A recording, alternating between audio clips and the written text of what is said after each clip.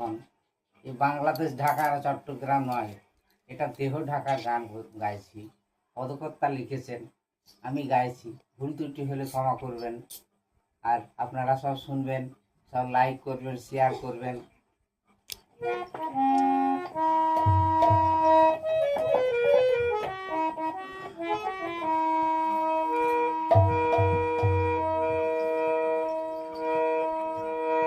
আবার ঢাকা খুলে দেখলে পরে ও ভাই থাকবে না তোর সাবেক মন। ঢাকা শহর ঢাকাই যতক্ষণ